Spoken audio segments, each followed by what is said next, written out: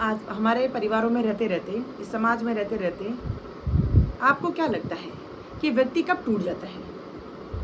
व्यक्ति अपने आप को कब खत्म करने की सोचता है, या फिर व्यक्ति अपने आप से कब हार जाता है?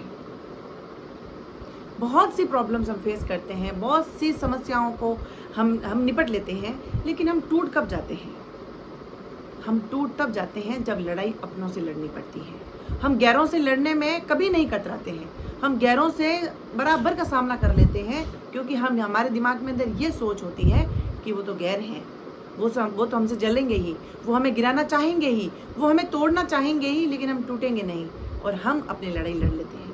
लेकिन व्यक्ति इस समाज के अंदर, और स्पेशली भारत के अंदर, और भारत में भी राजस्थान के अंदर बहुत ज़्यादा लोग इमोशनल हैं, और उनको अच्छी भाली भांति, जो 420 लोग होते हैं, उनको भली भांति पता होता है कि इमोशनल लोगों को कैसे तोड़ा जाता है, इमोशन से तोड़ा जाता है।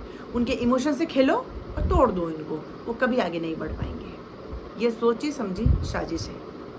हम अपनों से लड़ते लड़ते हार जाते हैं, और हमें तब जब पता चलता है कि हमारे ज़िंदगी के कितने वर्ष निकल गए हैं, आज भी हम उसी स्टेज पे खड़े हैं जहाँ पे हम कई वर्षों पहले खड़े थे।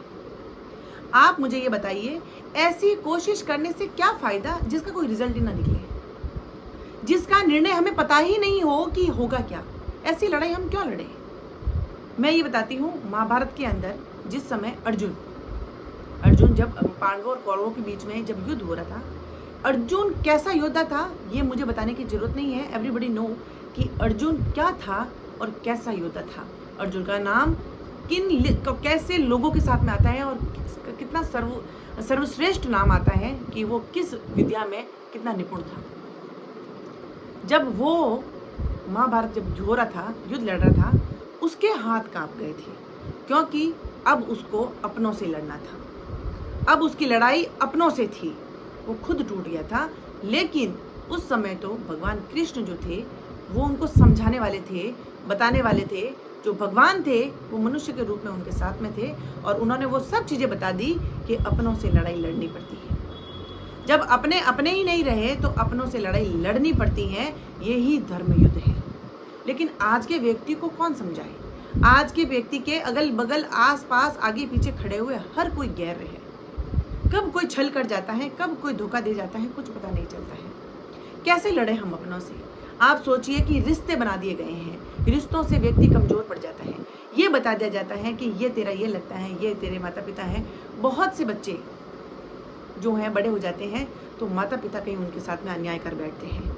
बहुत से बच्चे हैं जो अपने माता पिता से अन्याय कर बैठते हैं। बहुत सी माएँ हैं जो अपने बच्चों के बीच में फर्क कर बैठती हैं, और बहुत से पिता हैं जो अपनी पत्नी से नाइंसाफ़ी, या फिर आप समझते हैं कि धोखा कर बैठते हैं, और बहुत सी पत्नियां पति को धोखा दे बैठती हैं। अब जब जंग लड़ने की बात आती है, लड़ाई लड़ने की बात आती है, बात न्याय की आती है, कैसे लड़े? जिस रिश्ते को हमने दिल से लगा लिया हो, जिस रिश्ते को हमने अपना समझ लिया हो, अब जब हमें पता चला है, हम पूर्ण रूप से उसके ऊपर आधारित हो गए हों, हम पूर्ण रूप से उस रिश्ते को स्वीकार कर चुके हों, कैसे अब उस रिश्ते से लड़ा जाए? व्यक्ति इतना कमजोर पड़ जाता है कि वो अपने आप को खत्म कर देता है।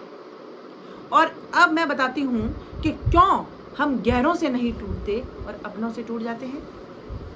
क्योंकि अपने जो वार करते हैं, अपने जो हमें दुख देते हैं, क्योंकि अपने पहले अपने बन के हमारा पूरा बायोडेटा ले चुके होते हैं। उनको पता होता है कि हमारी कमजोरी क्या है।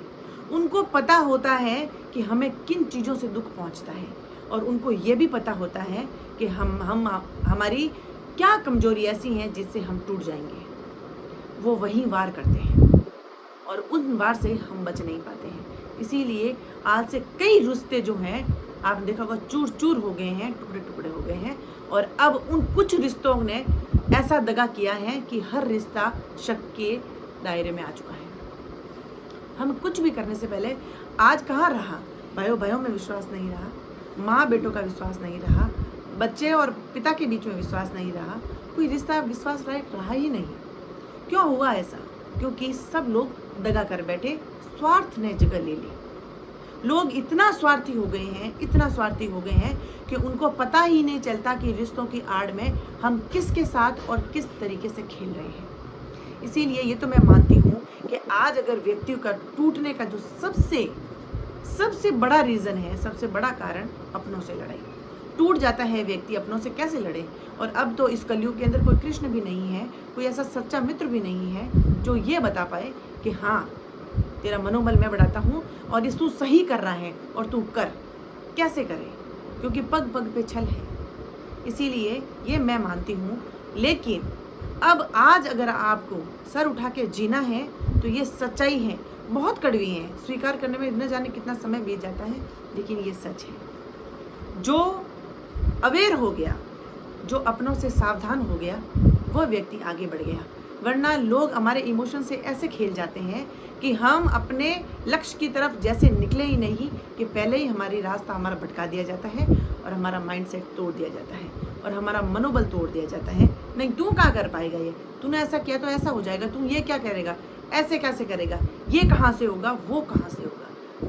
जाने कहाँ से क्वेश्चन लाते हैं और कहाँ से इतना डिस्ट्रैक्शन लाते हैं कि व्यक्ति टूट जाता है और वो जाना ही नहीं चाहता। इसीलिए ये सच है कि अपनों से लड़ते लड़ते व्यक्ति इतने टूट जाते हैं। आप सोचिए कि एक पत्नी जो कई वर्षों से अपने पति पे भरोसा कर रही है, जैसा उसको कह रही वैसा कर रही है, उसको परमेश्वर मान चुकी है, एक दिन उसको ये पता चलता है कि वो उसका है ही नहीं, वो किसी और का है।